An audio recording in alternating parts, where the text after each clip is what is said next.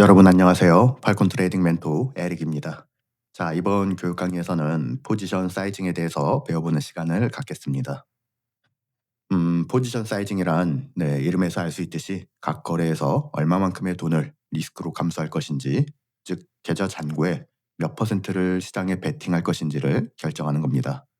여러분은 이번 강의에서는 포지션 사이징을 정확히 계산하는 방법을 배우게 될 겁니다.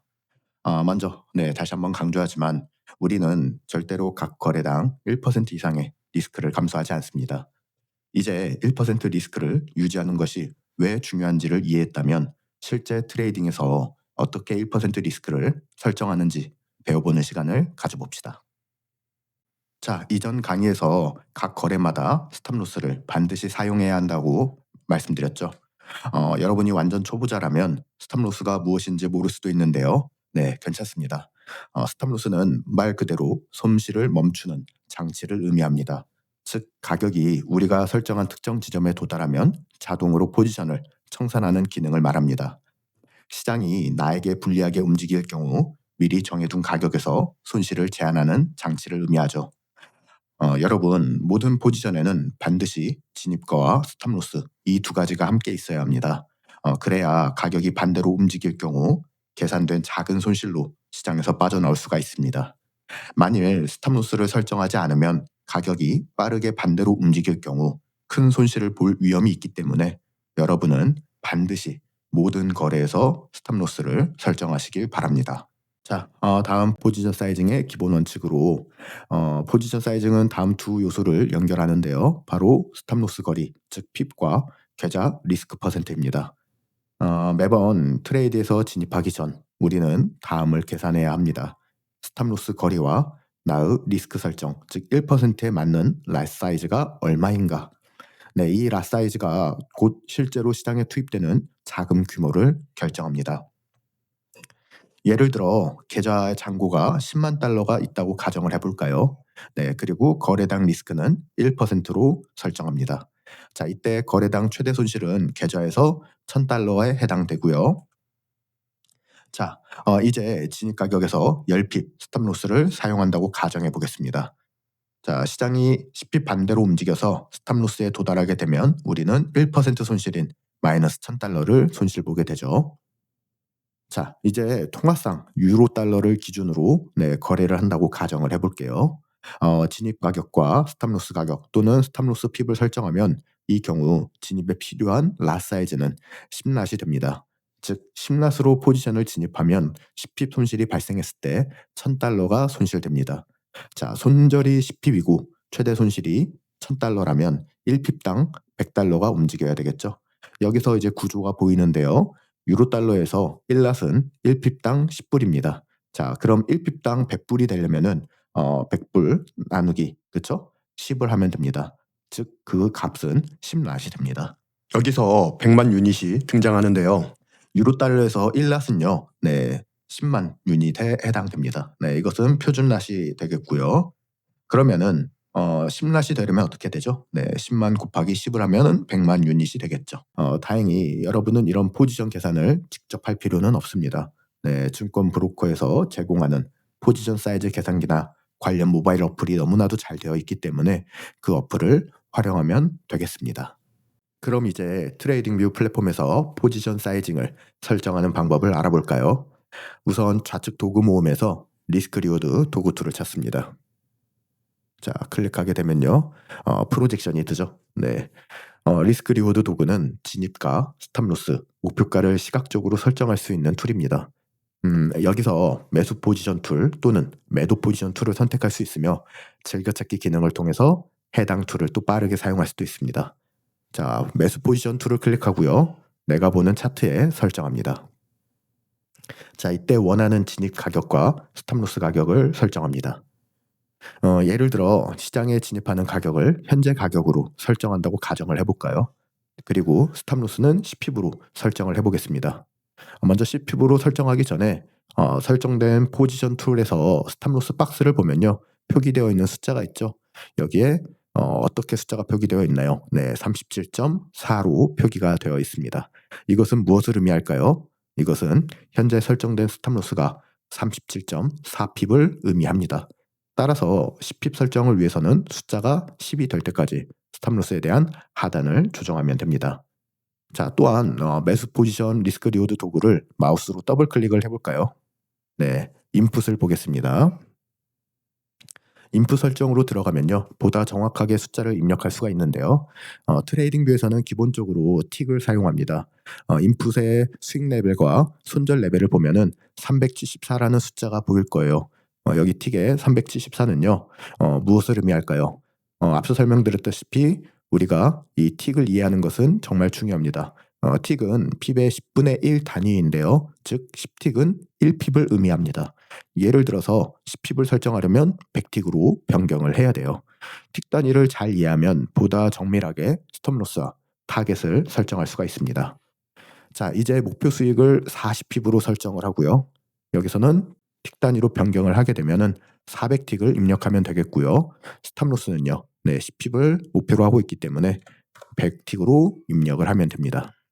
자, 이렇게 되면 무엇이 바뀌나요? 리스크 리워드의 비율이 4대1로 바뀐 것을 알 수 있죠.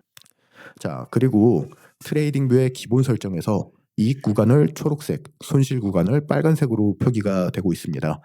여기서 가장 큰 문제는 초록색이 탐욕이나 과도한 자신감을 유발할 수가 있고요. 빨간색은 공포나 또는 충동적 행동을 유발할 수가 있어요. 따라서 보다 중립적인 색상으로 여러분들은 포지션 마킹 툴에 대한 색상을 바꾸는 것이 좋습니다. 색상을 변경하려면요, 모습에 들어갑니다. 자, 여기 모습 설정에서 이제 변경을 하면 되는데 손절 색상과 타겟 색상 둘 다 변경이 가능합니다.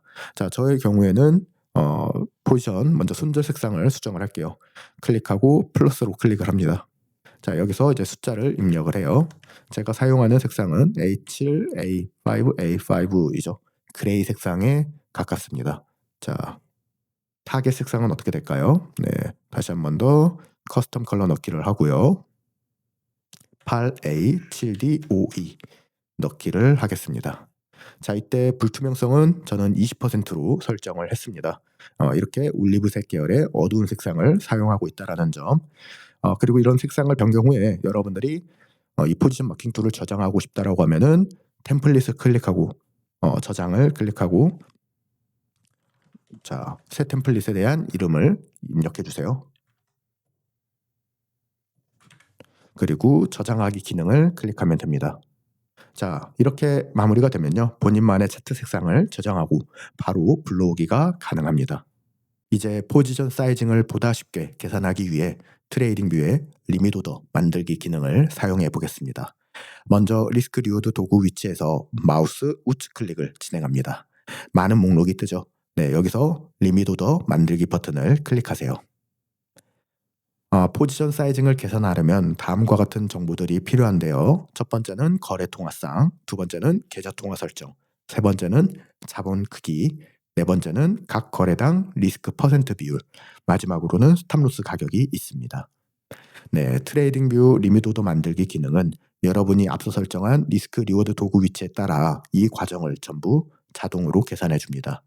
여기서 여러분이 입력하는 목록은 각 거래당 리스크만 입력하면 되는데요. 여기서는 가격 아래에 리스크 퍼센트 잔고가 해당됩니다. 수량 입력 유형 변경도 가능하고요. 유닛, 증거금 달러, 잔액 퍼센트, 리스크 달러, 리스크 퍼센트 잔고가 있습니다. 여기서는 리스크 퍼센트 잔고를 클릭하겠습니다. 자, 여기서 전체 자본은 10만 달러 설정입니다. 그리고 각 거래당 리스크 우리는 1%로 설정을 합니다.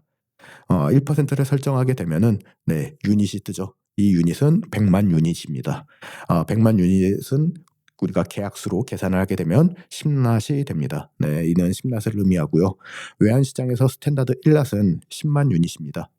따라서 이것에 대한 계산 방식은 유닛 나누기 10만은 낫이 되므로 여기서는 10낫이 계산이 됩니다. 자, 즉 10낫 사이즈로 매매해서 10렙에 대한 손실이 발생하면 1000불에 대한 손실이 발생하게 됩니다. 자, 제가 여기서 리밋 기능이 있고 스탑 기능이 있는데 스탑 기능을 통해서 한번 주문을 넣어 볼까요? 자, 스탑 주문은 시장이 내가 원하는 가격에 도달했을 때 돌파되면서 체결되는 가격을 의미합니다. 스탑 로스도 설정이 되고 네, 타겟도 설정이 됐죠. 어, 가격이 바이스탑에 도달해서 포지션이 체결되고 가격이 하락해서 우리가 스탑로스 가격에 도달하면 $1,000에 대한 손실을 확인할 수 있고요. 마찬가지로 가격이 올랐을 때 목표가에 도달하게 되면은 $4,000에 대한 수익이 나는 것을 알 수 있습니다. 이것에 대한 위험보상 비율은 4대 1로 확인할 수 있고요. 이렇게 계산된 심낫을 이제 여러분들이 실제 거래하는 플랫폼 메타포나 메타5 또는 시트레이더 등 소프트웨어에 들어가서 실제로 라 사이즈를 입력하고 거래를 실행하면 되겠습니다. 추가로 마이 FX북 홈페이지와 팔콘 트레이딩 홈페이지에서 각각 온라인 포지션 사이징 계산기를 활용하는 방법을 배워보겠습니다. 우선 마이 FX북을 볼게요. 포지션 사이징을 계산하려면 다음 정보를 입력해야 되는데요. 먼저 거래 통화상을 입력해야 됩니다. 여기서는 유로 달러로 선택이 되고요. 계좌 통화는 달러로 표기가 되어 있습니다. 자, 그 다음에 이제 계좌 크기입니다. 계좌 크기는 10만 달러로 표기를 합니다. 자, 그 다음에 계좌에 대한 리스크 비율은 1%이고요. 여기서는 스탑로스 핍은 10핍으로 설정을 합니다. 자, 그리고 나서 각각에 대한 칸을 모두 입력했다면 계산을 누르겠습니다. 각각에 대한 칸이 입력이 전부 되고 계산하기 버튼을 누르면 이제 결과는 심낫이라는 결과가 나오죠. 여기서 라 사이즈 계산은 핍을 기준으로 계산이 되었습니다. 즉 심낫을 매매하면 10핍분 cc $1,000에 대한 손실이 발생하게 됩니다. 자, 이제 계산된 심낫을 실제 소프트웨어에 입력을 하면 되겠고요. 자, 다음으로 넘어가서 팔콘 트레이딩 홈페이지에서도 계산을 해볼까요? 자, 팔콘 트레이딩 홈페이지는 홈페이지 상단에 툴, 그 다음에 포지션 계산기를 클릭하면 되겠습니다. 포지션 계산기에는 포렉스, 크립토, CFD, 그 다음에 선물 거래에 대한 계산이 가능하고요. 자, 상품에 대해서 검색을 해볼 수 있고 상품은 현재 유로 달러로 선택을 하겠습니다. 자, 계좌에 대한 잔액은요, 똑같이 10만 달러로 표현을 하고요. 여기서 픽 가치는 1핍당 얼마에 대한 가치를 둘 것인가에 대해서 설정을 하면 되겠습니다. 픽 가치는 10불입니다. 네, 리스크 타입은 1% 되겠고요. 진입가에 대해서도 작성을 하겠습니다. 자, 제가 임의로 작성을 할게요. 자, 손절가에 대해서도 임의로 제가 작성하겠습니다. 목표가도 작성을 하고요. 자, 이렇게 작성을 끝냈다라고 하면은 이제 포지션에 대한 크기 및 손익 계산 버튼을 클릭하면은 아래에 계산에 대한 결과값이 나옵니다. 자, 계산이 완료가 되었죠. 네, 여기서 우리가 알 수 있는 것은 무엇이 있나요? 네, 실제로 포지션 크기가 얼마나 진입이 되어야 되는지를 확인할 수 있어요. 심낫으로 확인할 수 있고요. 해당 라 사이즈를 가지고 실제 거래 소프트웨어에 입력하면 되겠습니다. 자, 이렇게 1% 리스크 원칙을 유지하면서도 정확한 포지션 크기를 사용할 수 있으며 만약 계좌에 손실이 발생하여 잔고가 10만 달러에서 9만 9천 달러로 줄었다면 해당 잔고의 금액을 기준으로 다시 1% 리스크를 계산하면 되겠습니다. 그리고 핸드폰 어플로는 스티노라는 훌륭한 앱도 있습니다. 앱스토어와 구글 스토어에서 찾을 수 있고요. QR코드를 통해서 다운로드를 받을 수 있습니다. 메타포나 메타5를 통해서 핸드폰으로 모바일 거래를 할 때 포지션 계산이 힘드신 분이 있었을 텐데요. 이 스티노 앱을 사용하면 정말 편리하고 쉽게 포지션 사이징을 계산할 수 있기 때문에 여러분에게 강력하게 추천합니다. 자, 브로커에서 제공하는 증권계좌로 거래를 하다가 가끔 거래 기록을 보면 예상보다 더 많은 손실이 발생한 그런 거래가 있을 수 있습니다. 이러한 경우에는 트레이딩 저널링과 복기를 통해서 반드시 원인을 분석해야 하는데요. 그중 대표적인 주요 원인들을 살펴볼게요. 먼저 인간적인 실수가 있습니다. 네, 이것은 가장 흔한 원인 중 하나이고요. 예를 들어 포지션 크기를 계산할 때 잘못된 숫자를 입력하는 경우에 해당됩니다. 대표적으로 계산 시 숫자를 하나 더 입력하거나 소수점을 잘못 입력하는 실수에 해당됩니다. 자, 그리고 순절매 거리를 잘못 설정하는 실수가 있고요.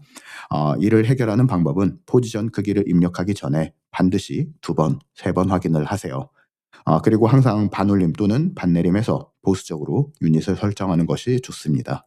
마지막으로 리스크가 너무 커지지 않도록 항상 1% 리스크 원칙을 지키시길 바랍니다. 자, 그 다음은 이제 브로커 오류인데요. 이것은 매우 드물지만 예상치 못한 브로커 오류로 인해서 손실이 발생할 수 있습니다. 네, 예를 들어서 정상적으로 트레이딩을 종료할 수 있는 상황에서도 자동으로 순절매가 실행되는 경우인데 신뢰할 수 있는 브로커를 사용하면 이러한 문제는 거의 없으며 해결 방법으로는 브로커의 거래 내역을 정기적으로 검토하는 겁니다.